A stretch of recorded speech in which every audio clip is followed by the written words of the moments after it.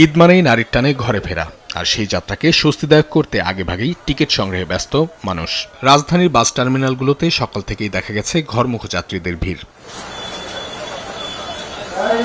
পরিবহন সংশ্লিষ্টরা বলছে, ঈদকে কেন্দ্র করে এবার আগেভাগেই অগ্রিম টিকিট বিক্রি শুরু হয়েছে। কোনো কোনো কাউন্টারে ইতিমধ্যেই শেষ হয়েছে বিক্রি। আমরা গত 8 তারিখ থেকে ছাড়ছিলাম টিকিটগুলো, আমাদের এই পর্যন্ত টিকিট প্রায় 8-9 দিন 10 দিন হচ্ছে, আমাদের টিকিটগুলো শেষ।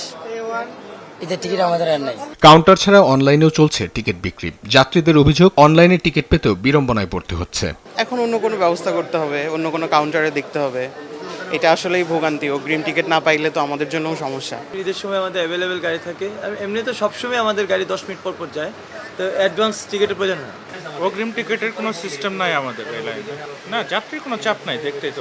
এখন পর্যন্ত অতিরিক্ত ভাড়া নেয়ার কোনো অভিযোগ পাওয়া যায়নি। অতিরিক্ত না, যেটা ভাড়া ওইটাই। অনলাইনে হয়েছে, তার টিকিটে হয়েছে, কাউন্টারে হয়েছে, অতিরিক্ত ভাড়া নেওয়ার কোনো সুযোগ নাই। টিকিটের দামও বেশি রাখেনি, যেটা ন্যায্য ভাড়া সেটাই রাখছে। ঈদ ঘনিয়ে এলে বাড়বে চাপ, সেই কারণে আগেভাগেই টিকিট সংগ্রহ করার পরামর্শ সংশ্লিষ্টদের।